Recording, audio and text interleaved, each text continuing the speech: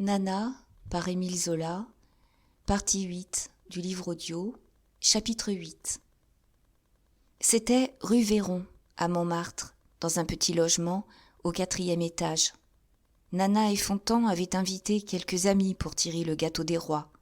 Ils pendaient la crémaillère, installée seulement depuis 3 jours. Ça s'était fait brusquement, sans idée arrêtée de se mettre ensemble, dans le premier feu de leur lune de miel. Le lendemain de sa belle algarade, quand elle eut flanqué si carrément à la porte le comte et le banquier, Nana sentit tout crouler autour d'elle. D'un regard, elle jugea la situation. Les créanciers allaient tomber dans son antichambre, se mêler de ses affaires de cœur, parler de tout vendre, si elle n'était pas raisonnable. Ce seraient des querelles, des cassements de tête à n'en plus finir, pour leur disputer ses 4 meubles. Et elle préféra tout lâcher. D'ailleurs, l'appartement du boulevard Haussmann l'assommait. Il était bête, avec ses grandes pièces dorées. Dans son coup de tendresse pour Fontan, elle rêvait d'une jolie petite chambre claire, retournant à son ancien idéal de fleuriste, lorsqu'elle ne voyait pas au-delà d'une armoire à glace en palissandre et d'un lit tendu de reps bleu. En 2 jours, elle vendit ce qu'elle put sortir, des bibelots, des bijoux, et elle disparut avec une dizaine de 1000 francs sans dire un mot à la concierge. Un plongeon, une fugue, pas une trace. Comme ça, les hommes ne viendraient pas se pendre après ses jupes. Fontan fut très gentil. Il ne dit pas non. Il la laissa faire. Même, il agit tout à fait en bon camarade. De son côté, il avait près de 7000 francs qu'il consentit à joindre aux 10 000 de la jeune femme, bien qu'on l'accusât d'avarice. Ça leur parut un fonds de ménage solide, et ils partirent de là, tirant l'un et l'autre de leurs magots mis en commun, louant et meublant les 2 pièces de la rue Véron, partageant tout en vieux amis. Au début, ce fut vraiment délicieux. Le soir des rois, Madame Lerat arriva la première avec Louiset. Comme Fontan n'était pas rentrée, elle se permit d'exprimer des craintes, car elle tremblait de voir sa nièce renoncer à la fortune. « Oh, ma tante, je l'aime si fort !» cria Nana, en serrant d'un geste joli ses 2 mains sur sa poitrine. Ce mot produisit un effet extraordinaire sur Madame Lerat. Ses yeux se mouillèrent.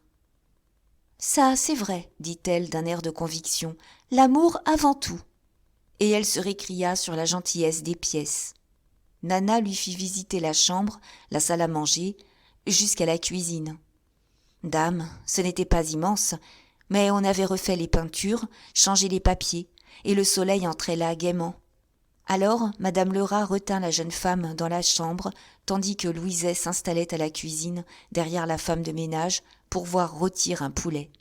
Si elle se permettait des réflexions, c'était que Zoé sortait de chez elle.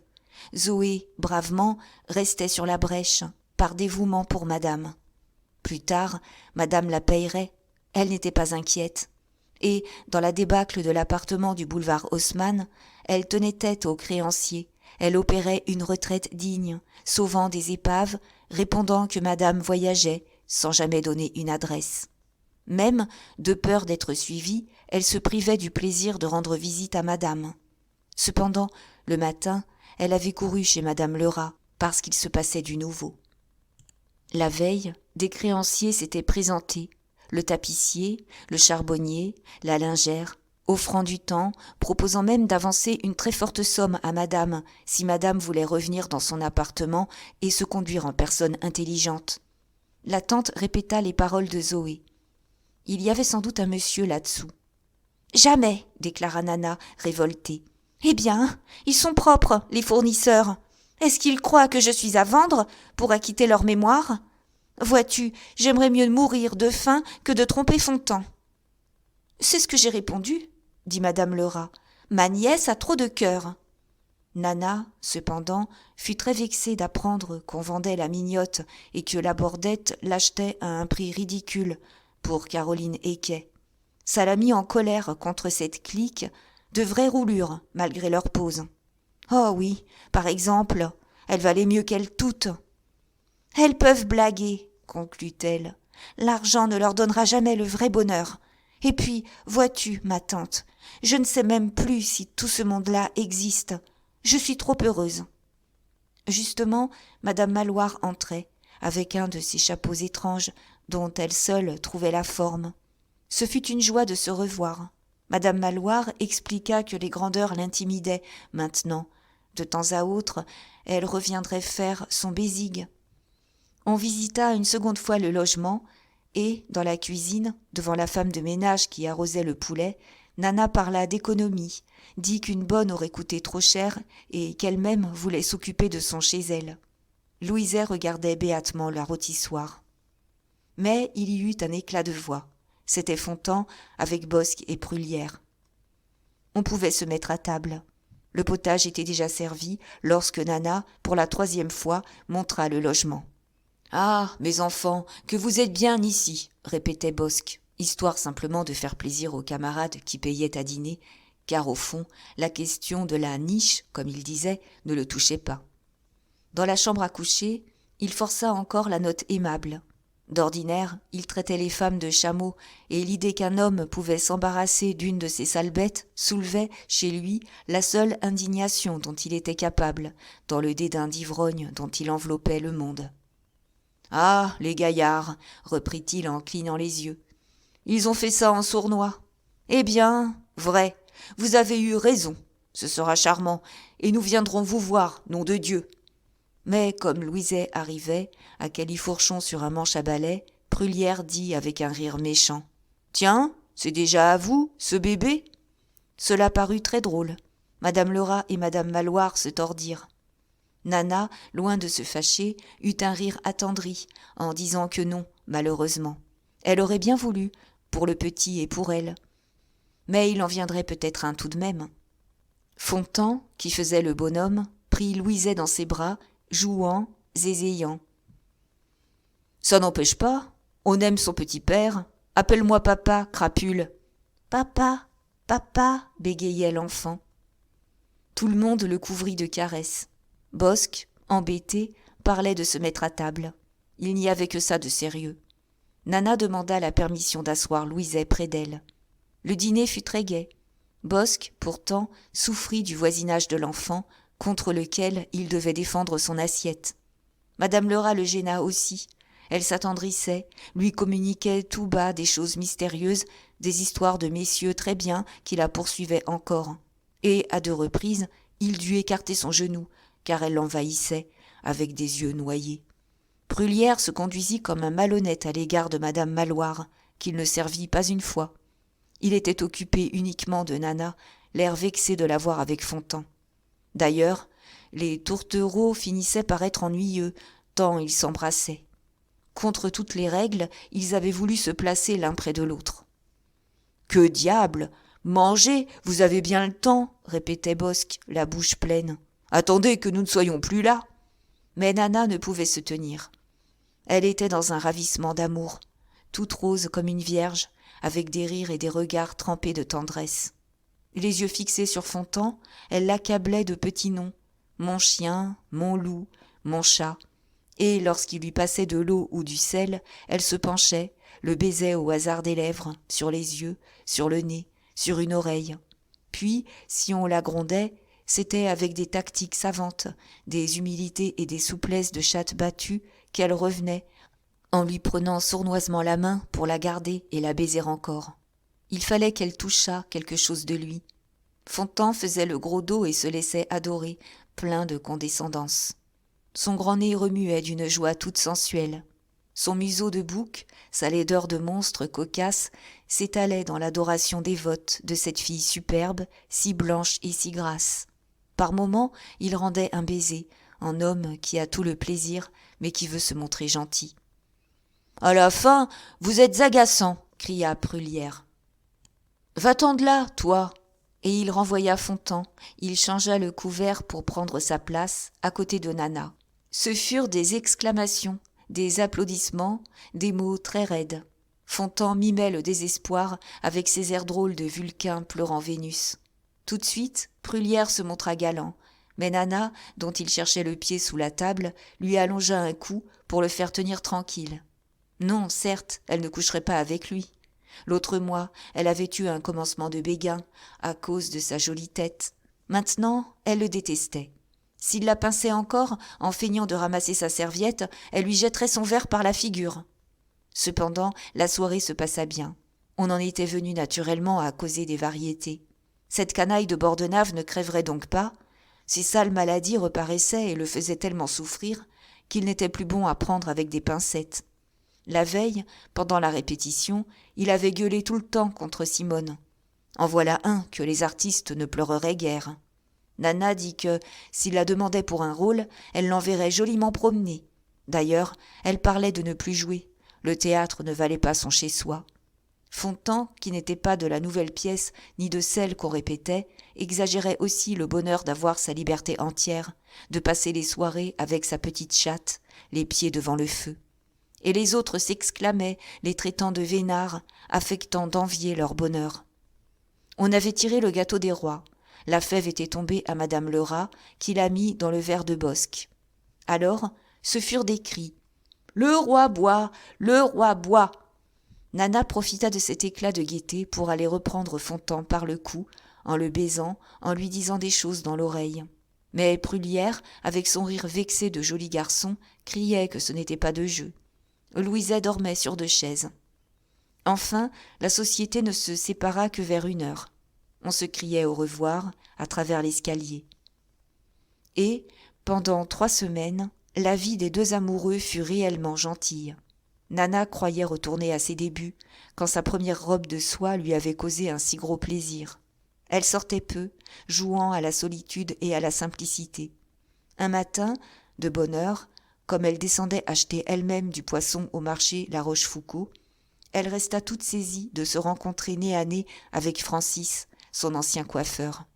Il avait sa correction habituelle, linge fin, redingote irréprochable.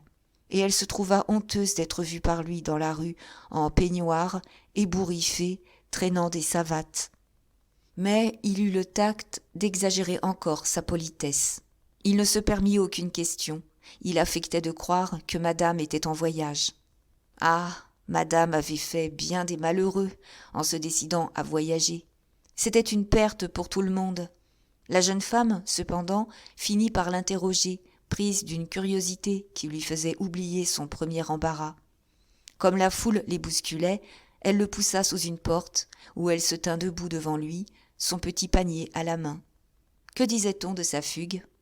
Mon Dieu, les dames, où il allait, disaient ceci, disaient cela. En somme, un bruit énorme, un vrai succès. Et Steiner ? Monsieur Steiner était bien bas, ça finirait par du vilain, s'il ne trouvait pas quelque nouvelle opération. Et Daguenet ? Oh, celui-là allait parfaitement. Monsieur Daguenet arrangeait sa vie. Nana, que ses souvenirs excitaient, ouvrait la bouche pour le questionner encore. Mais elle éprouva une gêne à prononcer le nom de Muffat. Alors, Francis, souriant, parla le premier. Quant à monsieur le comte, c'était une pitié, tant il avait souffert après le départ de madame. Il semblait une âme en peine, on le voyait partout où madame aurait pu être. Enfin, monsieur Mignon, l'ayant rencontré, l'avait emmené chez lui. Cette nouvelle fit beaucoup rire Nana, mais d'un rire contraint. « Ah, il est avec Rose maintenant, dit-elle. Eh bien, vous savez, Francis, je m'en fiche. Voyez-vous, ce cafard. Ça vous a pris des habitudes, ça ne peut pas jeûner seulement 8 jours. Et lui qui me jurait de ne plus avoir de femme après moi. » Au fond, elle enrageait. « C'est mon reste, reprit-elle. Un joli coco que Rose s'est payé là. Oh, je comprends, elle a voulu se venger de ce que je lui ai pris cette brute de Steiner. Comme c'est malin d'attirer chez soi un homme que j'ai flanqué dehors. » « Monsieur Mignon ne raconte pas les choses de la sorte, dit le coiffeur. D'après lui, c'est monsieur le comte qui vous aurait chassé. Oui, et d'une façon dégoûtante encore, avec son pied au derrière. » Du coup, Nana devint toute pâle. « Hein ? Quoi ? Cria-t-elle. « Son pied au derrière ? Elle est trop forte, celle-là. Mais, mon petit, c'est moi qui l'ai jeté en bas de l'escalier, ce cocu, car il est cocu. Tu dois savoir ça. Sa comtesse le fait cocu avec tout le monde, même avec cette fripouille de faucherie. Et ce Mignon qui bat les trottoirs pour sa guenon de femme, dont personne ne veut, tant elle est maigre. Quel sale monde, quel sale monde !» Elle étranglait, Elle reprit haleine. « Ah, ils disent ça ? Eh bien, mon petit Francis, je vais aller les trouver, moi. Veux-tu que nous y allions tout de suite ensemble ? Oui, j'irai, et nous verrons s'ils auront le toupet de parler encore 2 coups de pied au derrière. Des coups, mais je n'en ai jamais toléré de personne, et jamais on ne me battra, vois-tu, parce que je mangerai l'homme qui me toucherait. » Pourtant, elle s'apaisa. Après tout, il pouvait bien dire ce qu'il voulait. Elle ne les considérait pas plus que la boue de ses souliers. Ça l'aurait salie de s'occuper de ces gens-là. Elle avait sa conscience pour elle. Et Francis, devenu familier, la voyant se livrer ainsi dans son peignoir de ménagère, se permit, en la quittant, de lui donner des conseils. Elle avait tort de tout sacrifier à une toquade. Les toquades gâtaient l'existence. Elle l'écoutait, la tête basse, pendant qu'il parlait d'un air peiné, en connaisseur qui souffrait de voir une si belle fille se gâcher de la sorte.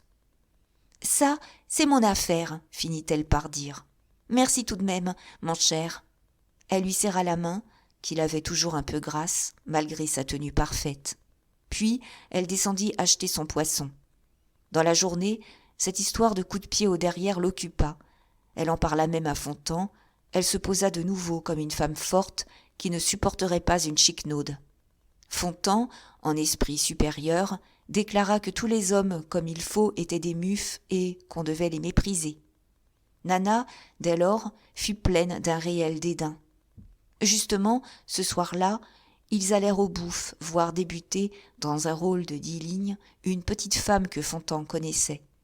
Il était près d'1 heure quand ils regagnèrent à pied les hauteurs de Montmartre.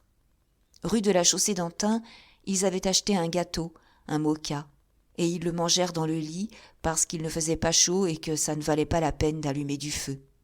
Assis sur leur séant, côte à côte, la couverture au ventre, les oreillers tassés derrière le dos, ils soupaient en causant de la petite femme. Nana la trouvait laide et sans chic. Fontan, couché sur le devant, passait les parts de gâteau posées au bord de la table de nuit, entre la bougie et les allumettes. Mais ils finirent par se quereller. « Oh, si on peut dire, » criait Nana, « elle a des yeux comme des trous de vrille et des cheveux couleur filasse. »« Tais-toi donc, » répétait Fontan, « une chevelure superbe, des regards pleins de feu. Est-ce drôle que vous vous mangiez toujours entre femmes ?» Il avait l'air vexé. « Allons, en voilà de trop, » dit-il enfin d'une voix brutale. « Tu sais, je n'aime pas qu'on m'embête. Dormons, ou ça va mal tourner. » Et il souffla la bougie. Nana, furieuse, continuait. Elle ne voulait pas qu'on lui parlât sur ce ton. Elle avait l'habitude d'être respectée. Comme il ne répondait plus, elle dut se taire. Mais elle ne pouvait s'endormir. Elle se tournait, se retournait. « Nom de Dieu, as-tu fini de remuer ?» cria-t-il tout d'un coup avec un brusque saut. « Ce n'est pas ma faute s'il y a des miettes, » dit-elle sèchement. En effet, il y avait des miettes. Elle en sentait jusque sous ses cuisses. Elle était dévorée partout. Une seule miette la brûlait, la faisait se gratter au sang. D'ailleurs, lorsqu'on mange un gâteau, est-ce qu'on ne secoue pas toujours la couverture ? Fontan, dans une rage froide, avait rallumé la bougie. Tous deux se levèrent, et, pieds nus, en chemise, découvrant le lit, ils balayèrent les miettes sur le drap avec les mains. Lui, qui grelottait, se recoucha en l'envoyant au diable, parce qu'elle lui recommandait de bien s'essuyer les pieds. Enfin, elle reprit sa place. Mais, à peine allongée, elle dansa. Il y en avait encore. « Parbleu, c'était sûr, » répétait-elle. « Tu les as remontés avec tes pieds. Je ne peux pas, moi. Je te dis que je ne peux pas. » Et elle faisait mine de l'enjamber pour sauter par terre. Alors, poussée à bout, voulant dormir, Fontan lui allongea une gifle, à toute volée. La gifle fut si forte que, du coup, Nana se retrouva couchée, la tête sur l'oreiller. Elle resta étourdie. « Oh !» dit-elle simplement, avec un gros soupir d'enfant. Un instant, il la menaça d'une autre claque, en lui demandant si elle bougerait encore. Puis, ayant soufflé la lumière, il s'installa carrément sur le dos. Il ronfla tout de suite. Elle, le nez dans l'oreiller, pleurait à petits sanglots. C'était lâche d'abuser de sa force, mais elle avait eu une vraie peur, tant le masque drôle de Fontan était devenu terrible. et sa colère s'en allait, comme si la gifle l'avait calmée. Elle le respectait, elle se collait contre le mur de la ruelle, pour lui laisser toute la place. Mais elle finit par s'endormir, la joue chaude, les yeux pleins de larmes, dans un accablement délicieux, dans une soumission si lasse qu'elle ne sentait plus les miettes. Le matin, quand elle se réveilla, elle tenait Fontan entre ses bras nus, serré contre sa gorge, bien fort. N'est-ce pas, il ne recommencerait jamais, jamais plus. Elle l'aimait trop. De lui, c'était encore bon d'être giflé. Alors, ce fut une vie nouvelle. Pour un oui, pour un non, Fontan lui lâchait des claques. Elle, accoutumée, empochait ça. Parfois, elle criait, le menaçait. Mais il l'acculait contre le mur en parlant de l'étrangler, ce qui la rendait souple. Le plus souvent, tombée sur une chaise, elle sanglotait 5 minutes. Puis elle oubliait, très gaie, avec des chants et des rires, des courses qui emplissaient le logement du vol de ses jupes. Le pis était que, maintenant, Fontan disparaissait toute la journée et ne rentrait jamais avant minuit. Il allait dans des cafés où il retrouvait des camarades. Nana tolérait tout, tremblante, caressante, avec la seule peur de ne plus le voir revenir si elle lui adressait un reproche. Mais certains jours, quand elle n'avait ni Madame Maloire, ni sa tante avec Louiset, elle s'ennuyait mortellement. Aussi, un dimanche, comme elle était au marché La Rochefoucauld en train de marchander des pigeons, fut-elle enchantée de rencontrer Satin, qui achetait une botte de radis. Depuis la soirée où le prince avait bu le champagne de Fontan, elle s'était perdue de vue, toutes deux. « Comment, c'est toi? Tu es du quartier ?» dit Satin, stupéfaite de la voir en pantoufles dans la rue à cette heure. « Ah, ma pauvre fille, il y a donc de la panne !» Nana la fit taire d'un froncement de sourcils parce que d'autres femmes étaient là, en robe de chambre, sans linge, les cheveux tombés et blancs de peluche. Le matin, toutes les filles du quartier, à peine l'homme de la veille mis à la porte, venaient faire leurs provisions, les yeux gros de sommeil, traînant des savates dans la mauvaise humeur et la fatigue d'une nuit d'embêtement. De chaque rue du carrefour, il en descendait vers le marché, de très pâles, jeunes encore, charmantes d'abandon, d'affreuses, vieilles et ballonnées, lâchant leur peau, se fichant d'être vues ainsi, en dehors des heures de travail. Pendant que, sur les trottoirs, les passants se retournaient, sans qu'une seule daignât sourire, toutes affairées avec des airs dédaigneux de ménagères pour qui les hommes n'existaient plus. Justement, comme Satin payait sa botte de radis, un jeune homme, quelque employé attardé, lui jeta un « Bonjour, chérie !» au passage. Du coup, elle se redressa, elle eut une dignité de reine offensée en disant « Qu'est-ce qui lui prend, à ce cochon-là ?» Puis elle crut le reconnaître. 3 jours auparavant, vers minuit, remontant seule du boulevard, elle lui avait parlé près d'une demi-heure, au coin de la rue La Bruyère, pour le décider. Mais cela ne fit que la révolter davantage. « Sont-ils assez mufs de vous crier des choses en plein jour ?» reprit-elle. « Quand on va à ses affaires, n'est-ce pas? C'est pour qu'on vous respecte. » Nana avait fini par acheter ses pigeons, bien qu'elle doutât de leur fraîcheur. Alors, Satin voulut lui montrer sa porte. Elle demeurait à côté, rue La Rochefoucauld. Et, dès qu'elles furent seules, Nana conta sa passion pour Fontan. Arrivée devant chez elle, la petite s'était plantée, ses radis sous le bras, allumée par un dernier détail que l'autre donnait, mentant à son tour, jurant que c'était elle qui avait flanqué le comte Muffat dehors à grands coups de pied dans le derrière. « Oh, très chic !» répétait Satin. « Très chic ! Des coups de pied. Il n'a rien dit, n'est-ce pas? C'est si lâche. J'aurais voulu être là pour voir sa gueule. Ma chère, tu as raison. Et zut pour la monnaie. Moi, quand j'ai un béguin, je m'en fais crever. Hein? Viens me voir, tu me le promets. La porte à gauche. Frappe 3 coups. Parce qu'il y a un tas d'emmerdeurs. » Dès lors, quand Nana s'ennuya trop, elle descendit voir Satin. Elle était toujours certaine de la trouver, celle-ci ne sortant jamais avant 6 heures. Satin occupait 2 chambres qu'un pharmacien lui avait meublées pour la sauver de la police. Mais, en moins de 13 mois, elle avait cassé les meubles, défoncé les sièges, sali les rideaux, dans une telle rage d'ordure et de désordre que le logement semblait habité par une bande de chattes en folie. Les matins où, dégoûtée elle-même, elle s'avisait de vouloir nettoyer, il lui restait aux mains des barreaux de chaises et des lambeaux de tenture à force de se battre là-dedans avec la crasse. Ces jours-là, c'était plus sale, on ne pouvait plus entrer, parce qu'il y avait des choses tombées en travers des portes. Aussi finissait-elle par abandonner son ménage. À la lampe, l'armoire à glace, la pendule et ce qui restait des rideaux faisaient encore illusion aux hommes. D'ailleurs, depuis 6 mois, son propriétaire menaçait de l'expulser. Alors, pour qui aurait-elle entretenu ces meubles ?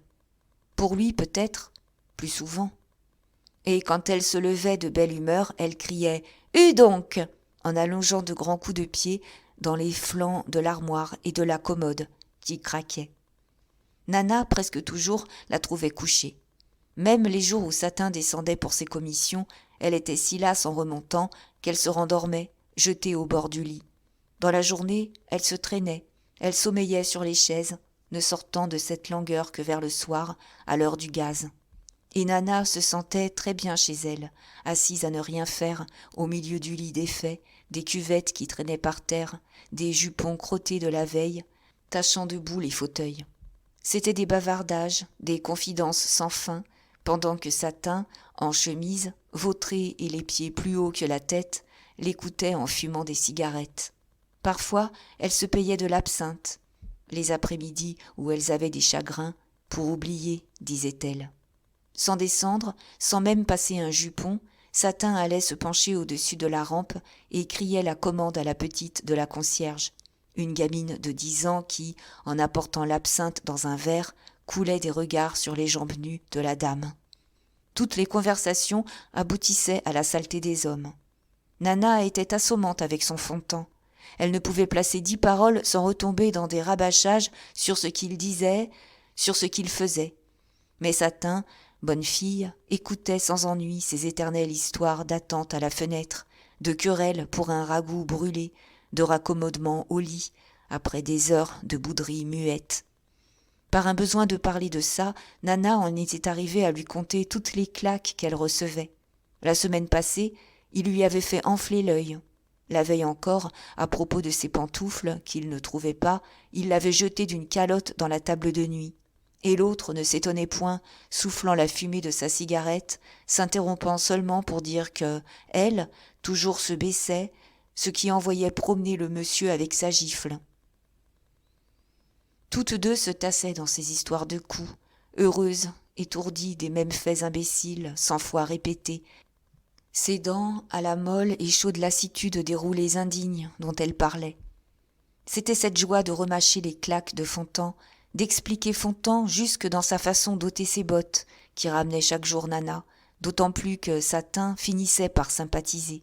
Elle citait des faits plus forts, un pâtissier qui la laissait par terre, morte, et qu'elle aimait quand même. Puis venaient les jours où Nana pleurait, en déclarant que ça ne pouvait pas continuer. Satin l'accompagnait jusqu'à sa porte, restait 1 heure dans la rue pour voir s'il ne l'assassinait pas. Et, le lendemain, les 2 femmes jouissaient toute l'après-midi de la réconciliation, préférant pourtant, sans le dire, les jours où il y avait des raclées dans l'air, parce que ça les passionnait davantage. Elles devinrent inséparables. Pourtant, Satin n'allait jamais chez Nana, Fontan ayant déclaré qu'il ne voulait pas de traîner dans la maison. Elles sortaient ensemble, et c'est ainsi que Satin mena un jour son amie chez une femme, justement cette madame Robert qui préoccupait Nana et lui causait un certain respect, depuis qu'elle avait refusé de venir à son souper. Madame Robert demeurait rue Monnier, une rue neuve et silencieuse du quartier de l'Europe, sans une boutique, dont les belles maisons, aux petits appartements étroits, sont peuplées de dames. Il était 5 heures, le long des trottoirs déserts, dans la paix aristocratique des hautes maisons blanches, des coupés de boursiers et de négociants stationnaient, tandis que des hommes filaient vite, levant les yeux vers les fenêtres, où des femmes en peignoir semblaient attendre.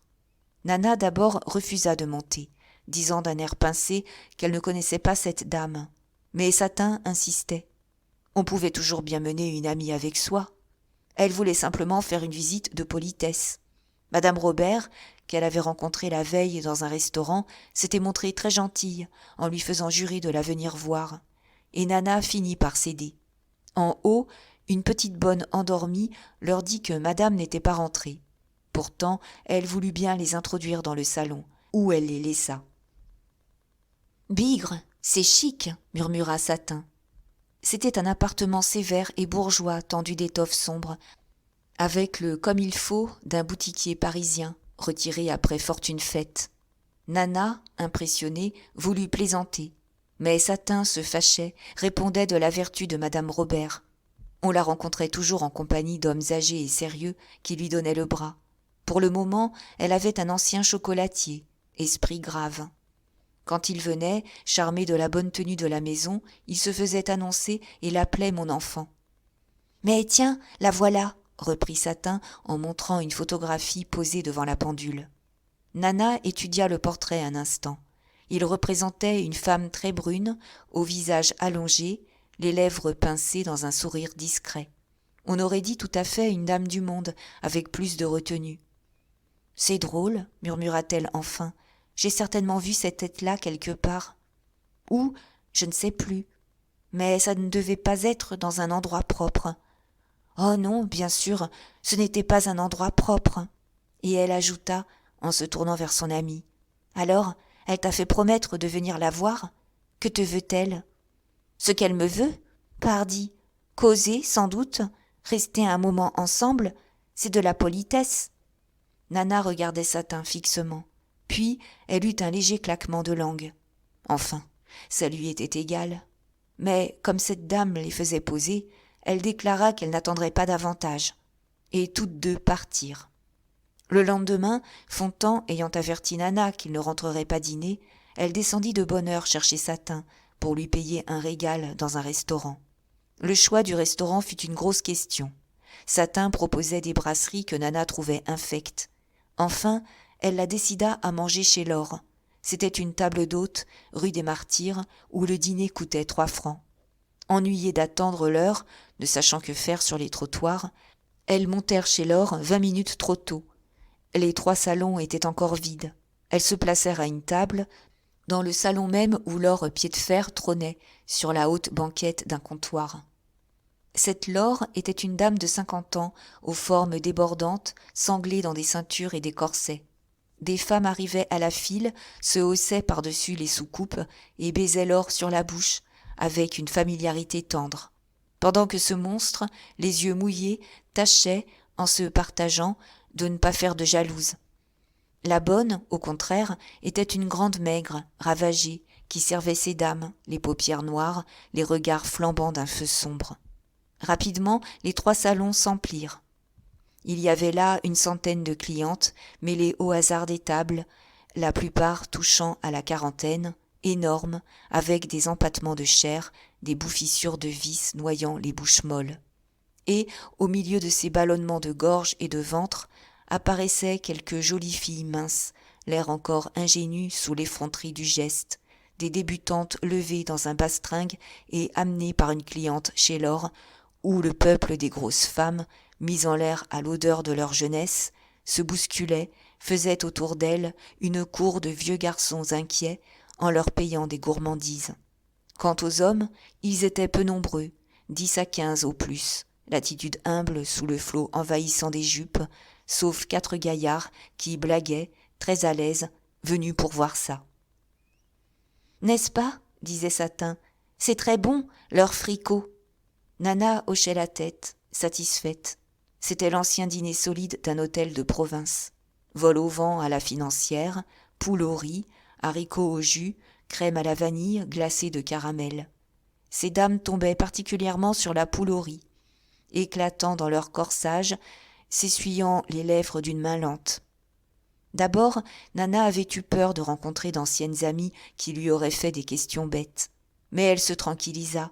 Elle n'apercevait aucune figure de connaissance parmi cette foule très mélangée où des robes déteintes, des chapeaux lamentables s'étalaient à côté de toilettes riches dans la fraternité des mêmes perversions. Un instant, elle fut intéressée par un jeune homme, aux cheveux courts et bouclés, le visage insolent, tenant en haleine, pendue à ses moindres caprices, toute une table de filles qui crevaient de graisse. Mais, comme le jeune homme riait, sa poitrine se gonfla. « Tiens, c'est une femme !» laissa-t-elle échapper dans un léger cri. Satin, qui se bourrait de poules, leva la tête en murmurant « Ah oui, je la connais. Très chic, on se l'arrache. » Nana fit une moue dégoûtée. Elle ne comprenait pas encore ça. Pourtant, elle disait, de sa voix raisonnable, que des goûts et des couleurs, il ne fallait pas disputer, car on ne savait jamais ce qu'on pourrait aimer un jour. Aussi mangeait-elle sa crème d'un air de philosophie, en s'apercevant parfaitement que Satin révolutionnait les tables voisines avec ses grands yeux bleus de vierge. Il y avait surtout près d'elle une forte personne blonde, très aimable. Elle flambait, elle se poussait, si bien que Nana était sur le point d'intervenir. Mais, à ce moment, une femme qui entrait lui causa une surprise. Elle avait reconnu Madame Robert. Celle-ci, avec sa jolie mine de souris brune, adressa un signe de tête familier à la grande bonne maigre, puis vint s'appuyer au comptoir de l'or. Et toutes deux se baisèrent longuement. Nana trouva cette caresse-là très drôle de la part d'une femme si distinguée. D'autant plus que Madame Robert n'avait pas du tout son air modeste, au contraire. Elle jetait des coups d'œil dans le salon, causant à voix basse. Laure venait de se rasseoir, tassée de nouveau, avec la majesté d'une vieille idole du vice, à la face usée et vernie par les baisers des fidèles. Et au-dessus des assiettes pleines, elle régnait sur sa clientèle bouffie de grosses femmes, monstrueuses auprès des plus fortes, trônant dans cette fortune de maîtresse d'hôtel qui récompensait 40 années d'exercice. Mais Madame Robert avait aperçu Satin. Elle lâcha l'or, accourut, se montra charmante, disant combien elle regrettait de ne s'être pas trouvée chez elle la veille. Et comme Satin, séduite, voulait absolument lui faire une petite place, elle jurait qu'elle avait dîné. Elle était montée simplement pour voir. Tout en parlant, debout derrière sa nouvelle amie, elle s'appuyait à ses épaules, souriante et câline, répétant « Voyons, quand vous verrai-je ? Si vous étiez libre… » Nana, malheureusement, ne put en entendre davantage. Cette conversation la vexait. Elle brûlait de dire ces 4 vérités à cette femme honnête. Mais la vue d'une bande qui arrivait la paralysa. C'étaient des femmes chics, en grande toilette, avec leurs diamants. Elles venaient en partie chez Laure, qu'elles tutoyaient toutes, reprises d'un goût pervers, promenant des 100 000 francs de pierreries sur leur peau pour dîner là, à 3 francs par tête, dans l'étonnement jaloux des pauvres filles crottées. Lorsqu'elles étaient entrées, la voix haute, le rire clair, apportant du dehors comme un coup de soleil, Nana avait vivement tourné la tête, très ennuyée de reconnaître parmi elles Lucie Stewart et Maria Blond. Pendant près de 5 minutes, tout le temps que ces dames causèrent avec Laure, avant de passer dans le salon voisin, elle tint le nez baissé, ayant l'air très occupée à rouler des miettes de pain sur la nappe. Puis, quand elle put enfin se retourner, elle demeura stupéfaite. La chaise près d'elle était vide. Satin avait disparu. « Eh bien, où est-elle donc ?» laissa-t-elle échapper tout haut. La forte personne blonde, qui avait comblé Satin d'attention, eut un rire, dans sa mauvaise humeur.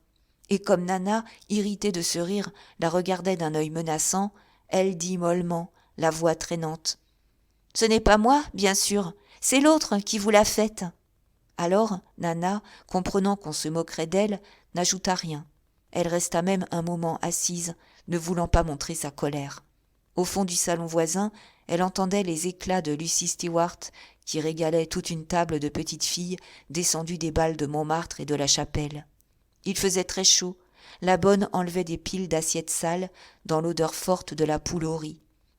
Tandis que les 4 messieurs avaient fini par verser du vin fin à une demi-douzaine de ménages, rêvant de les griser pour en entendre de raides. Maintenant, ce qui exaspérait Nana, c'était de payer le dîner de Satin. En voilà une garce qui se laissait goberger et qui filait avec le premier chien coiffé, sans dire merci. Sans doute, ce n'était que 3 francs, mais ça lui semblait dur tout de même. La manière était trop dégoûtante. Elle paya pourtant. Elle jeta ses 6 francs à Laure, qu'elle méprisait à cette heure plus que la boue des ruisseaux. Dans la rue des Martyrs, Nana sentit encore grandir sa rancune. Bien sûr, elle n'allait pas courir après Satin. Une jolie ordure pour y mettre le nez. Mais sa soirée se trouvait gâtée, et elle remonta lentement vers Montmartre, enragée surtout contre madame Robert. Celle-là, par exemple, avait un fameux toupet de faire la femme distinguée. Oui, distinguée dans le coin, aux épluchures. À présent, elle était certaine de l'avoir rencontré au Papillon, un infect bastringue de la rue des Poissonniers, où des hommes la levaient pour 30 sous. Et ça empaumait des chefs de bureau par des airs modestes, et ça refusait des soupers auxquels on lui faisait l'honneur de l'inviter, histoire de se poser en vertu. Vrai, on lui en flanquerait de la vertu. C'étaient toujours ces bégueules-là qui s'en donnaient à crever, dans des trous ignobles que personne ne connaissait. Cependant, Nana, en roulant ses choses, était arrivée chez elle, rue Véron. Elle fut toute secouée de voir de la lumière. Fontan rentrait maussade, lâché lui aussi par l'ami qui lui avait payé à dîner. Il écouta d'un air froid les explications qu'elle donnait, craignant des calottes, effaré de le trouver là lorsqu'elle ne l'attendait pas avant 1h du matin. Elle mentait, elle avouait bien avoir dépensé 6 francs, mais avec madame Maloire. Alors, il resta digne, il lui tendit une lettre à son adresse qu'il avait tranquillement décachetée. C'était une lettre de Georges, toujours enfermée aux fondettes, se soulageant chaque semaine dans des pages brûlantes. Nana adorait qu'on lui écrivît, surtout de grandes phrases d'amour avec des serments. Elle lisait ça à tout le monde. Fontan connaissait le style de Georges et l'appréciait. Mais ce soir-là, elle redoutait tellement une scène qu'elle affecta l'indifférence. Elle parcourut la lettre d'un air maussade et la rejeta aussitôt. Fontan s'était mis à battre la retraite sur une vitre, ennuyé de se coucher de si bonne heure, ne sachant plus à quoi occuper sa soirée. Brusquement, il se tourna. « Si l'on répondait tout de suite à ce gamin, dit-il. » D'habitude, c'était lui qui écrivait. Il luttait de style. Puis, il était heureux lorsque Nana, enthousiasmée de la lecture de sa lettre, faite tout haut, l'embrassait en criant qu'il n'y avait que lui pour trouver des choses pareilles. Ça finissait par les allumer et ils s'adoraient. « Comme tu voudras, répondit-elle. Je vais faire du thé, nous nous coucherons ensuite. » Alors, Fontan s'installa sur la table avec un grand déploiement de plumes, d'encre et de papier. Il arrondissait les bras, allongeait le menton. « Mon cœur !» commença-t-il à voix haute. Et, pendant plus d'1 heure, il s'appliqua, réfléchissant parfois sur une phrase, la tête entre les mains, raffinant, se riant à lui-même quand il avait trouvé une expression tendre. Nana, silencieusement, avait déjà pris 2 tasses de thé. Enfin, il lut la lettre, comme on lit au théâtre, avec une voix blanche, en indiquant quelques gestes. Il parlait là-dedans, en 5 pages, des heures délicieuses passées à la mignotte, ces heures dont le souvenir restait comme des parfums subtils. Il jurait une éternelle fidélité à ce printemps de l'amour, et finissait en déclarant que son unique désir était de recommencer ce bonheur, si le bonheur peut se recommencer. « Tu sais, expliqua-t-il, je dis tout ça par politesse, du moment que c'est pour rire. Hein ? Je crois qu'elle est touchée, celle-là. » Il triomphait. Mais Nana, maladroite, se méfiant toujours, commit la faute de ne pas lui sauter au cou en s'exclamant. Elle trouva la lettre bien, pas davantage. Alors, il fut très vexé. Si sa lettre ne lui plaisait pas, elle pouvait en faire une autre. Et au lieu de se baiser, comme d'habitude, après avoir remué des phrases d'amour, ils restèrent froids aux 2 côtés de la table. Pourtant, elle lui avait versé une tasse de thé. « En voilà une cochonnerie !» cria-t-il en y trempant les lèvres. « Tu as donc mis du sel ?» Nana eut le malheur de hausser les épaules. Il devint furieux. « Ah, ça tourne mal, ce soir !» Et la querelle partit de là. La pendule ne marquait que 10 heures. C'était une façon de tuer le temps. Il se fouettait, il lançait au visage de Nana, dans un flot d'injures, toutes sortes d'accusations, l'une sur l'autre, sans lui permettre de se défendre. Elle était sale, elle était bête, elle avait roulé partout. Puis il s'acharna sur la question d'argent. Est-ce qu'il dépensait 6 francs, lui, quand il dînait en ville ?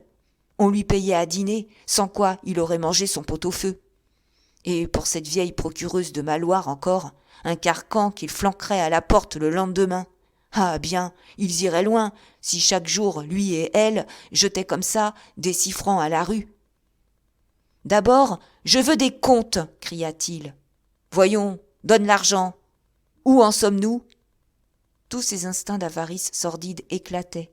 Nana, dominée, effarée, se hâta de prendre dans le secrétaire l'argent qu'il leur restait et de l'apporter devant lui. Jusque-là, la clé demeurait sur la caisse commune. Ils y puisaient librement. « Comment ?» dit-il après avoir compté. « Il reste à peine 7 000 francs sur 17 000 et nous ne sommes ensemble que depuis 3 mois. Ce n'est pas possible !» Lui-même s'élança, bouscula le secrétaire, apporta le tiroir pour le fouiller sous la lampe. Mais il n'y avait bien que 6 800 et quelques francs. Alors ce fut une tempête. « 10 000 francs en 3 mois !» gueulait-il. « Nom de Dieu, qu'en as-tu fait ? Hein ? Réponds ! Tout ça passe à ta carcasse de tante, hein ? Ou tu te paies des hommes, c'est clair. Veux-tu répondre ? » « Ah, si tu t'emportes, dit Nana, le calcul est bien facile à faire. Tu ne comptes pas les meubles. Puis, j'ai dû acheter du linge. Ça va vite quand on s'installe. » Mais, tout en exigeant des explications, il ne voulait pas les entendre. « Oui, ça va trop vite, » reprit-il, plus calme. « Et vois-tu, ma petite, j'en ai assez de cette cuisine en commun. Tu sais que ces 7 000 francs sont à moi.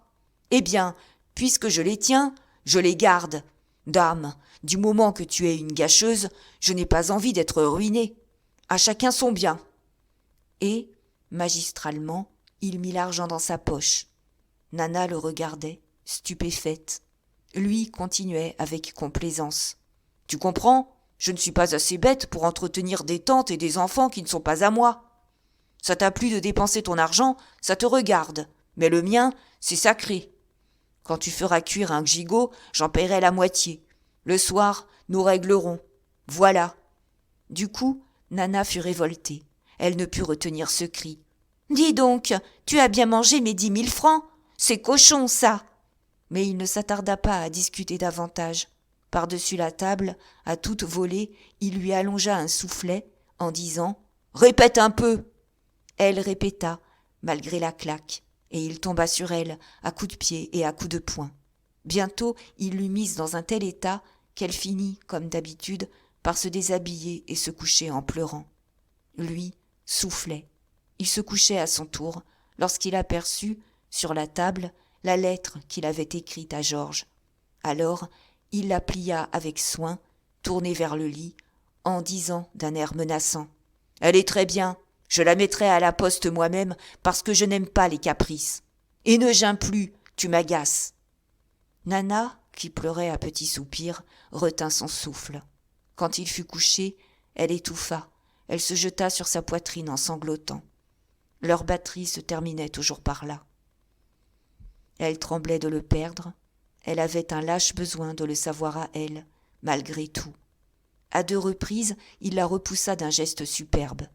Mais l'embrassement tiède de cette femme qui le suppliait, avec ses grands yeux mouillés de bête fidèle, le chauffa d'un désir. Et il se fit bon prince, sans pourtant s'abaisser à aucune avance. Il se laissa caresser et prendre de force, en homme dont le pardon vaut la peine d'être gagné. Puis il fut saisi d'une inquiétude. Il craignit que Nana ne jouât une comédie pour avoir la clé de la caisse. La bougie était éteinte lorsqu'il éprouva le besoin de maintenir sa volonté. « Tu sais, ma fille, c'est très sérieux. Je garde l'argent. » Nana, qui s'endormait à son cou, trouva un mot sublime. « Oui, n'aie pas peur. Je travaillerai. » Mais, à partir de cette soirée, la vie entre eux devint de plus en plus difficile. D'un bout de la semaine à l'autre, il y avait un bruit de gifles, un vrai tic-tac d'horloge qui semblait régler leur existence. Nana, à force d'être battue, prenait une souplesse de linge fin, et ça la rendait délicate de peau, rose et blanche de teint, si douce au toucher, si claire à l'œil, qu'elle avait encore embellie. Aussi Bruyère s'enrageait-il après ses jupes, venant lorsque Fontan n'était pas là, la poussant dans les coins pour l'embrasser. Mais elle se débattait, indignée tout de suite, avec des rougeurs de honte. Elle trouvait dégoûtant qu'il voulût tromper un ami. Alors, Bruyère ricanait d'un air vexé. Vrai, elle devenait joliment bête. Comment pouvait-elle s'attacher à un pareil singe? Car, enfin, Fontan était un vrai singe, avec son grand nez toujours en branle, une sale tête. Et un homme qui l'assommait encore. Possible, je l'aime comme ça, répondit-elle. Un jour, de l'air tranquille d'une femme avouant un goût abominable. Bosque se contentait de dîner le plus souvent possible. Il haussait les épaules derrière Bruyère. Un joli garçon, mais un garçon pas sérieux. Lui, plusieurs fois, avait assisté à des scènes dans le ménage. Au dessert, lorsque Fontan giflait Nana, il continuait à mâcher gravement, trouvant ça naturel. Pour payer son dîner, il s'extasiait toujours sur leur bonheur. Il se proclamait philosophe. Il avait renoncé à tout, même à la gloire. Bruyère et Fontan, parfois, renversés sur leurs chaises, s'oubliaient devant la table desservie, se racontaient leur succès jusqu'à 2 heures du matin, avec leurs gestes et leurs voix de théâtre. Tandis que lui, absorbé, ne lâchant de loin en loin qu'un petit souffle de dédain, achevait silencieusement la bouteille de cognac. Qu'est-ce qu'il restait de Talma? Rien. Alors qu'on lui ficha la paix. C'était trop bête. Un soir, il trouva Nana en larmes. Elle ôta sa camisole pour montrer son dos et ses bras noirs de coups. Il lui regarda la peau sans être tenté d'abuser de la situation, comme l'aurait fait cet imbécile de Bruyère. Puis, sentencieusement, « Ma fille, où il y a des femmes, il y a des claques. C'est Napoléon qui a dit ça, je crois. Lave-toi avec de l'eau salée. Excellent, l'eau salée, pour ces bobos. Va, tu en recevras d'autres. Et ne te plains pas tant que tu n'auras rien de cassé. Tu sais, je m'invite, j'ai vu un gigot. » Mais Madame Lerat n'avait pas cette philosophie. Chaque fois que Nana lui montrait un nouveau bleu sur sa peau blanche, elle poussait les hauts cris. On lui tuait sa nièce, ça ne pouvait pas durer. À la vérité, Fontan avait mis à la porte Madame Lerat en disant qu'il ne voulait plus la rencontrer chez lui. Et depuis ce jour, quand elle était là et qu'il rentrait, elle devait s'en aller par la cuisine, ce qui l'humiliait horriblement. Aussi ne tarissait-elle pas contre ce grossier personnage. Elle lui reprochait surtout d'être mal élevée, avec des mines de femme comme il faut, à qui personne ne pouvait en remontrer sur la bonne éducation. « Oh, ça se voit tout de suite, disait-elle à Nana. Il n'a pas le sentiment des moindres convenances. Sa mère devait être commune. Ne dis pas non, ça se sent. Je ne parle pas pour moi, bien qu'une personne de mon âge ait droit aux égards. Mais toi, vraiment, comment fais-tu pour endurer ces mauvaises manières ? Car, sans me flatter, je t'ai toujours appris à te tenir, et tu as reçu chez toi les meilleurs conseils. Hein ? Nous étions tous très bien dans la famille. » Nana ne protestait pas, écoutait la tête basse. « Puis, continuait la tante, tu n'as connu que des personnes distinguées. Justement, nous causions de ça, hier soir, avec Zoé, chez moi. Elle non plus ne comprend pas. Comment, disait-elle, madame, qui menait monsieur le comte, un homme si parfait, au doigt et à l'œil, car entre nous, il paraît que tu le faisais tourner en bourrique. Comment madame peut-elle se laisser massacrer par ce polichinelle ? Moi, j'ai ajouté que les coups, ça se supportait encore, mais que jamais je n'aurais souffert le manque d'égards. Enfin, il n'a rien pour lui. Je ne le voudrais pas dans ma chambre en peinture. Et tu te ruines pour un oiseau pareil. Oui, tu te ruines, ma chérie. Tu tires la langue, lorsqu'il y en a tant, et des plus riches, et des personnages du gouvernement. Suffit, ce n'est pas moi qui dois dire ces choses. Mais à la première saleté, je te le planterai là avec un « Monsieur, pour qui me prenez-vous » Tu sais, de ton grand air, qui lui couperait bras et jambes. Alors Nana éclatait en sanglots, balbutiant. « Oh, ma tante, je l'aime !» La vérité était que Madame Lerat se sentait inquiète, en voyant sa nièce lui donner à grand-peine des pièces de 20 sous de loin en loin pour payer la pension du petit Louis. Sans doute, elle se dévouerait, elle garderait quand même l'enfant et attendrait des temps meilleurs. Mais l'idée que Fontan les empêchait, elle, le gamin et sa mère, de nager dans l'or, l'enrageait au point de lui faire nier l'amour. Aussi concluait-elle par ces paroles sévères. « Écoute, un jour qu'il t'aura enlevé la peau du ventre, tu viendras frapper à ma porte et je t'ouvrirai. » Bientôt, l'argent devint le gros souci de Nana. Fontan avait fait disparaître les 7 000 francs. Sans doute, ils étaient en lieu sûr, et jamais elle n'aurait osé le questionner, car elle montrait des pudeurs avec cet oiseau, comme l'appelait madame Lerat. Elle tremblait qu'il pût la croire capable de tenir à lui pour ses 4 sous. Il avait bien promis de fournir aux besoins du ménage. Les premiers jours, chaque matin, il donnait 3 francs. Mais c'étaient des exigences d'homme qui paient. Avec ces 3 francs, il voulait de tout, du beurre, de la viande, des primeurs. Et si elle risquait des observations, si elle insinuait qu'on ne pouvait pas avoir les halles pour 3 francs, il s'emportait, il la traitait de bonne à rien, de gâcheuse, de fichue bête que les marchands volaient, toujours prêt d'ailleurs à la menacer de prendre pension autre part. Puis, au bout d'un mois, certains matins, il avait oublié de mettre les 3 francs sur la commode. Elle s'était permis de les demander, timidement, d'une façon détournée. Alors, il y avait eu de telles querelles, il lui rendait la vie si dure sous le premier prétexte venu, qu'elle préférait ne plus compter sur lui. Au contraire, quand il n'avait pas laissé les 3 pièces de 20 sous, et qu'il trouvait tout de même à manger, il était gai comme un pinson, galant, baisant Nana, valsant avec les chaises. Et elle, toute heureuse, en arrivait à souhaiter de ne rien trouver sur la commode, malgré le mal qu'elle avait à joindre les 2 bouts. Un jour même, elle lui rendit ses 3 francs, contant une histoire, disant avoir encore l'argent de la veille. Comme il n'avait pas donné la veille, il demeura un instant hésitant, par crainte d'une leçon. Mais elle le regardait de ses yeux d'amour, elle le baisait dans un don absolu de toute sa personne. Et il rempocha les pièces, avec le petit tremblement convulsif d'un avare qui rattrape une somme compromise. À partir de ce jour, il ne s'inquiéta plus, ne demanda jamais d'où venait la monnaie, la mine grise quand il y avait des pommes de terre, riant à se décrocher les mâchoires devant les dindes et les gigots, sans préjudice pourtant de quelques claques qu'il allongeait à Nana, même dans son bonheur, pour s'entretenir la main. Nana avait donc trouvé le moyen de suffire à tout. La maison, certains jours, regorgeait de nourriture. 2 fois par semaine, Bosc prenait des indigestions. Un soir que madame Lerat se retirait, enragée de voir au feu un dîner copieux dont elle ne mangerait pas, elle ne put s'empêcher de demander brutalement qui est-ce qui payait. Nana, surprise, devint toute bête et se mit à pleurer. « Eh bien, c'est du propre, » dit la tante qui avait compris. Nana s'était résignée pour avoir la paix dans son ménage. Puis, c'était la faute de la Tricon, qu'elle avait rencontrée rue de Laval, un jour que Fontan était parti furieux à cause d'un plat de morue. Alors, elle avait dit oui à la Tricon, qui justement se trouvait en peine. Comme Fontan ne rentrait jamais avant 6 heures, elle disposait de son après-midi. Elle rapportait 40 francs, 60 francs, quelquefois davantage.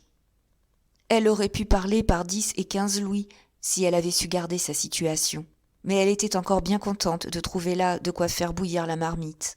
Le soir, elle oubliait tout, lorsque Bosc crevait de nourriture et que Fontan, les coudes sur la table, se laissait baiser les yeux, de l'air supérieur d'un homme qui est aimé pour lui-même. Alors, tout en adorant son chéri, son chien aimé, avec une passion d'autant plus aveugle qu'elle payait à cette heure, Nana retomba dans la crotte du début. Elle roula, elle battit le pavé de ses anciennes savates de petit torchon, en quête d'une pièce de 100 sous. Un dimanche, au marché La Rochefoucauld, elle avait fait la paix avec Satin, après s'être jetée sur elle en lui reprochant madame Robert, furieusement. Mais Satin se contentait de répondre que lorsqu'on n'aimait pas une chose, ce n'était pas une raison pour vouloir en dégoûter les autres. Et Nana, d'esprit large, cédant à cette idée philosophique qu'on ne sait jamais par où l'on finira, avait pardonné. Même, la curiosité mise en éveil, elle la questionnait sur des coins de vice, stupéfiée d'en apprendre encore à son âge, après tout ce qu'elle savait. Et elle riait, elle s'exclamait, trouvant ça drôle, un peu répugnée cependant, car au fond, elle était bourgeoise pour ce qui n'entrait pas dans ses habitudes. Aussi retourna-t-elle chez Laure, mangeant là lorsque Fontan dînait en ville. Elle s'y amusait des histoires, des amours et des jalousies qui passionnaient les clientes, sans leur faire perdre un coup de fourchette. Pourtant, elle n'en était toujours pas, comme elle disait. La grosse Laure, avec sa maternité attendrie, l'invitait souvent à passer quelques jours dans sa villa d'Asnières, une maison de campagne où il y avait des chambres pour 7 dames. Elle refusait, elle avait peur. Mais Satin lui ayant juré qu'elle se trompait, que des messieurs de Paris vous balançaient et jouaient au tonneau, elle promit pour plus tard, quand elle pourrait s'absenter. À cette heure, Nana, très tourmentée, n'était guère à la rigolade. Il lui fallait de l'argent. Quand la Tricot n'avait pas besoin d'elle, ce qui arrivait trop souvent, elle ne savait où donner de son corps. Alors, c'était avec Satin des sorties enragées sur le pavé de Paris, dans ce vice d'en bas qui rôde le long des ruelles boueuses, sous la clarté trouble du gaz. Nana retourna dans les bastringues de Barrière, où elle avait fait sauter ses premiers jupons sales. Elle revit les coins noirs des boulevards extérieurs, les bornes sur lesquelles des hommes, à 15 ans, l'embrassaient lorsque son père la cherchait pour lui enlever le derrière. Toutes deux couraient, faisaient les bals et les cafés d'un quartier, grimpant des escaliers humides de crachats et de bières renversées. Ou bien elles marchaient doucement, elles remontaient les rues, se plantaient debout contre les portes cochères. Satin, qui avait débuté au quartier latin, y conduisit Nana, à Bullier et dans les brasseries du boulevard Saint-Michel. Mais les vacances arrivaient. Le quartier sentait trop la dèche, et elles revenaient toujours au grand boulevard. C'était encore là qu'elles avaient le plus de chance. Des hauteurs de Montmartre, au plateau de l'Observatoire, elles battaient ainsi la ville entière. Soirées de pluie où les bottines s'éculaient, soirées chaudes qui collaient les corsages sur la peau, longues factions, promenades sans fin, bousculades et querelles, brutalité dernière d'un passant emmené dans quelque garni borgne et redescendant les marches grasses avec des jurons. L'été finissait, un été orageux aux nuits brillantes. Elles partaient ensemble après le dîner, vers 9h. Sur les trottoirs de la rue Notre-Dame-de-Lorette, 2 files de femmes rasant les boutiques, les jupons troussés, le nez à terre, se hâtaient vers les boulevards d'un air affairé, sans un coup d'œil aux étalages. C'était la descente affamée du quartier Bréda, dans les premières flammes du gaz. Nana et Satin longeaient l'église, prenaient toujours par la rue Le Pelletier. Puis, à 100 mètres du café Riche, comme elles arrivaient sur le champ de manœuvre, elles rabattaient la queue de leur robe, relevée jusque-là d'une main soigneuse. Et dès lors, risquant la poussière, balayant les trottoirs et roulant la taille, elles s'en allaient à petits pas. Elles ralentissaient encore leur marche lorsqu'elles traversaient le coup de lumière cru d'un grand café. Rengorgées, le rire haut, avec des regards en arrière sur les hommes qui se retournaient, elles étaient chez elles. Leurs visages blanchis, tachés du rouge des lèvres et du noir des paupières, prenaient dans l'ombre le charme troublant d'un orient de bazar à 13 sous, lâché au plein air de la rue. Jusqu'à 11h, parmi les heures de la foule, elles restaient gaies, jetant simplement un « sale muf » de loin en loin, derrière le dos des maladroits dont le talon leur arrachait un volant. Elles échangeaient de petits saluts familiers avec des garçons de café, s'arrêtaient à causer devant une table, acceptaient des consommations qu'elles buvaient lentement en personnes heureuses de s'asseoir pour attendre la sortie des théâtres. Mais, à mesure que la nuit s'avançait, si elles n'avaient pas fait 1 ou 2 voyages rue La Rochefoucauld, elles tournaient à la salle Garce, leur chasse devenait plus âpre.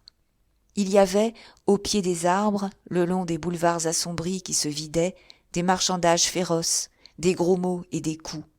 Pendant que d'honnêtes familles, le père, la mère et les filles, habituées à ces rencontres, passaient tranquillement sans presser le pas.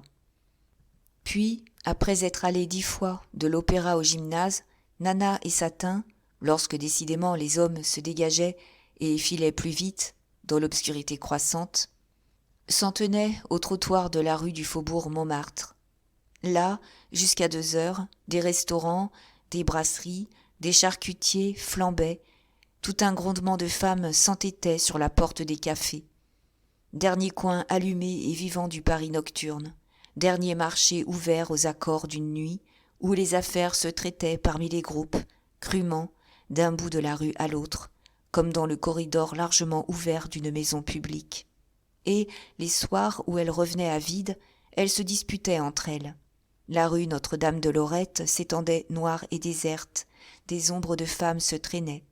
C'était la rentrée attardée du quartier, les pauvres filles exaspérées d'une nuit de chômage, s'obstinant, discutant encore d'une voix enrouée avec quelque ivrogne perdu qu'elle retenait à l'angle de la rue Bréda ou de la rue Fontaine.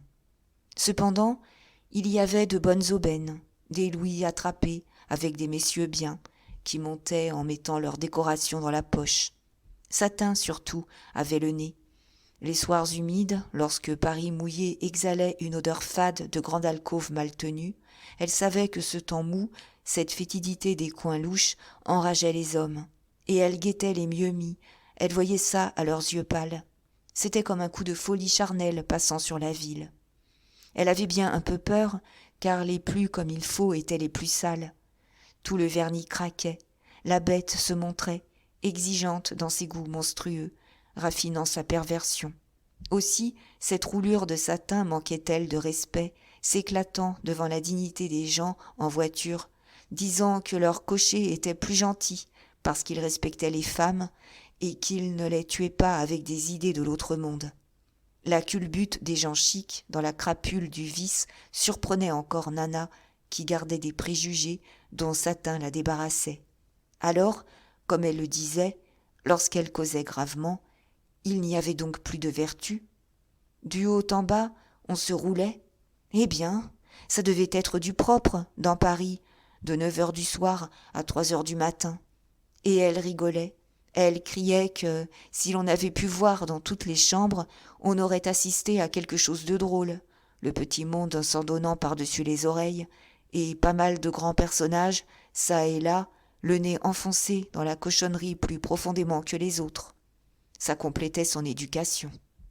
Un soir, en venant prendre Satin, elle reconnut le marquis de Choir qui descendait l'escalier, les jambes cassées, se traînant sur la rampe, avec une figure blanche. Elle feignit de se moucher.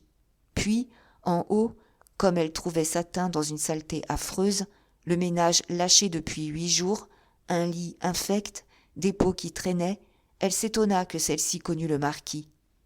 Ah oui, elle le connaissait, même qu'il les avait joliment embêtés, elle et son pâtissier, quand ils étaient ensemble. Maintenant, il revenait de temps à autre, mais il l'assommait, il reniflait dans tous les endroits pas propres, jusque dans ses pantoufles. « Oui, ma chère, dans mes pantoufles. Oh, un vieux saligaud, il demande toujours des choses. » Ce qui inquiétait surtout Nana, c'était la sincérité de ses basses débauches. Elle se rappelait ses comédies du plaisir lorsqu'elle était une femme lancée, tandis qu'elle voyait les filles autour d'elle y crever un peu tous les jours. Puis, Satin lui faisait une peur abominable de la police. Elle était pleine d'histoires sur ce sujet-là. Autrefois, elle couchait avec un agent des mœurs pour qu'on la laissât tranquille. À 2 reprises, il avait empêché qu'on ne la mît en carte, et à présent, elle tremblait car son affaire était claire, si on la pinçait encore. Il fallait l'entendre. Les agents, pour avoir des gratifications, arrêtaient le plus de femmes possible.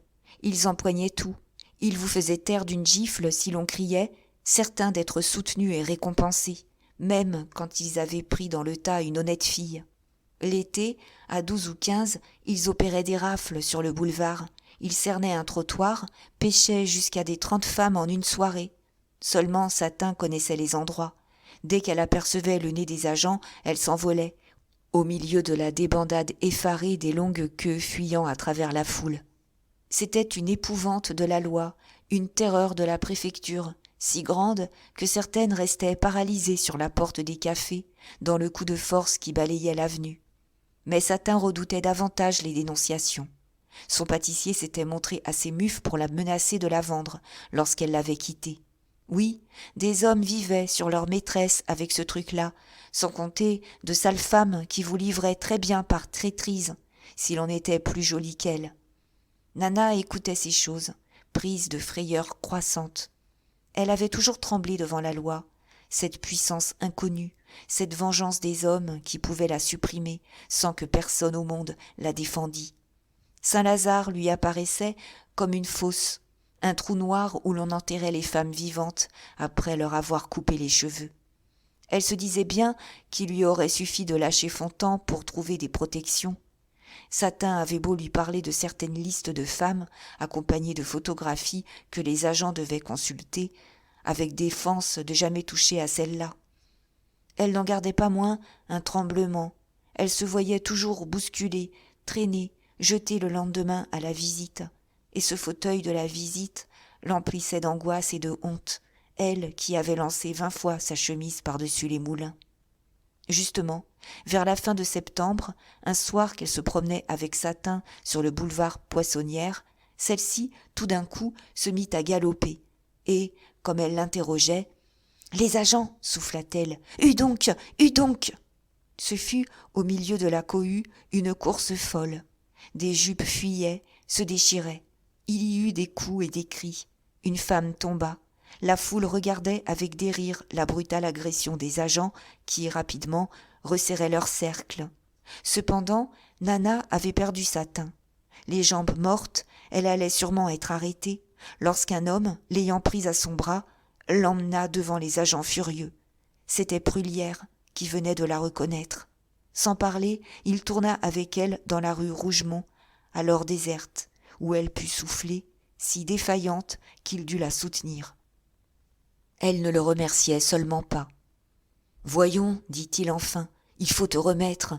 Monte chez moi. » Il logeait à côté, rue Bergère, mais elle se redressa aussitôt. « Non, je ne veux pas. » Alors il devint grossier, reprenant. « Puisque tout le monde y passe, hein, pourquoi ne veux-tu pas ?»« Parce que... » Cela disait tout, dans son idée.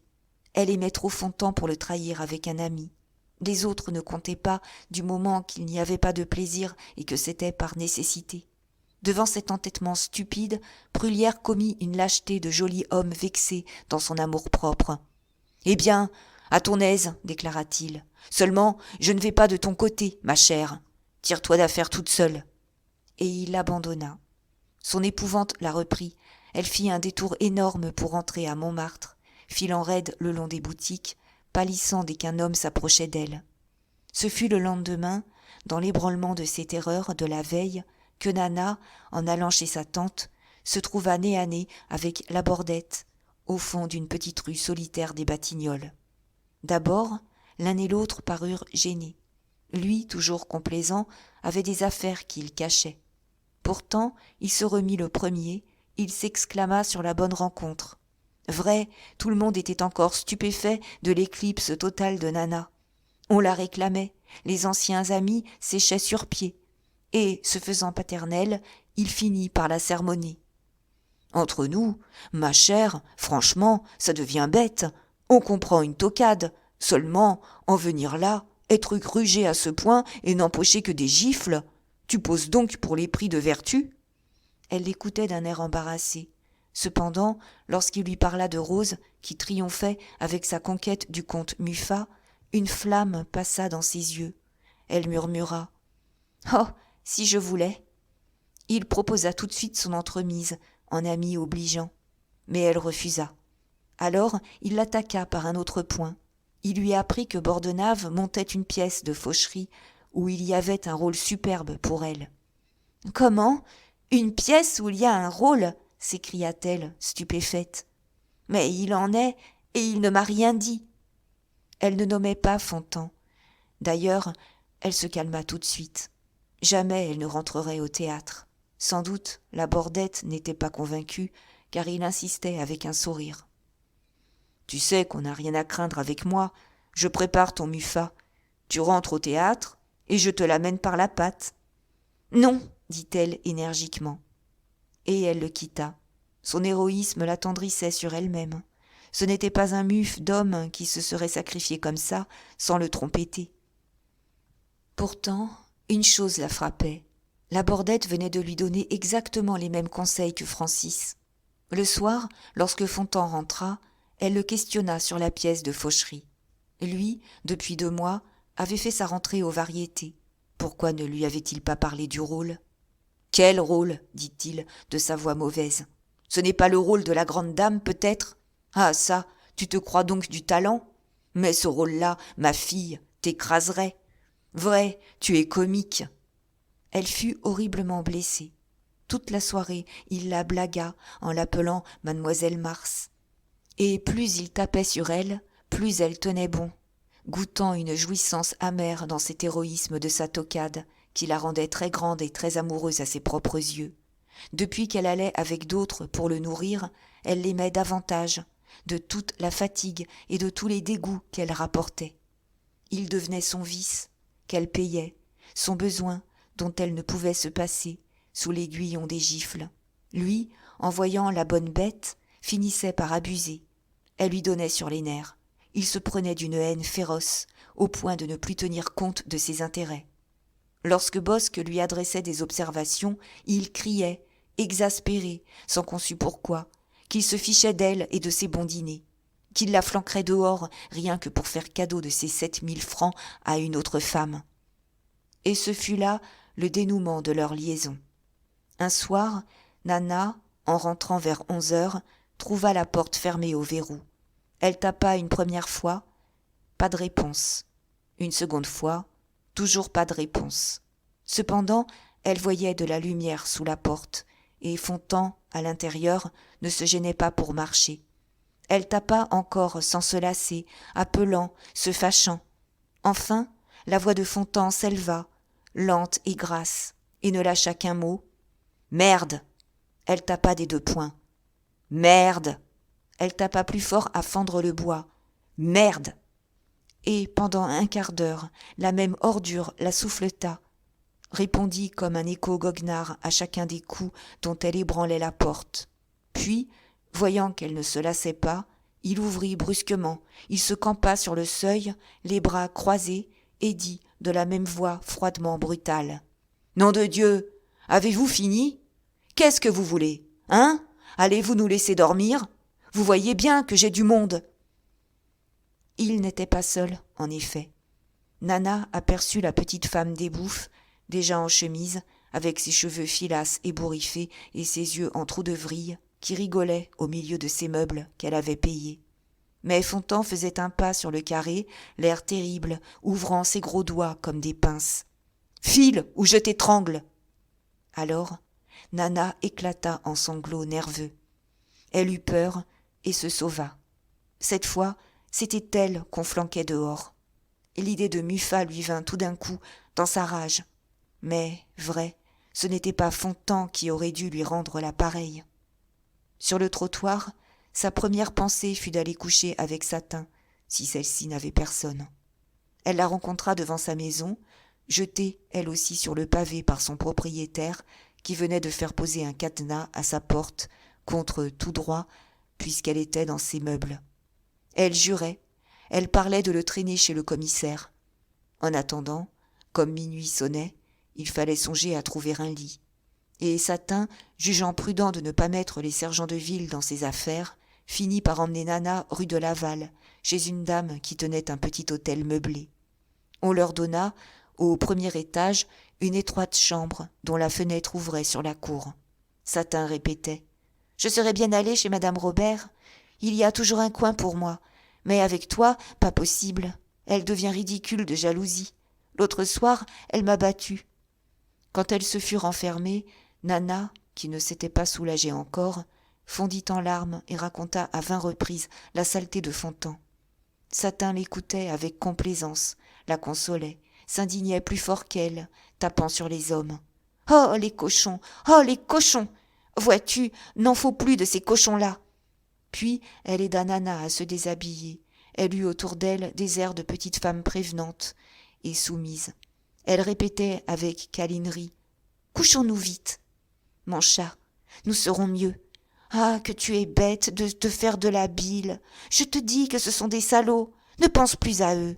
Moi, je t'aime bien. Ne pleure pas. Fais ça pour ta petite chérie. » Et, dans le lit, elle prit tout de suite Nana entre ses bras afin de la calmer.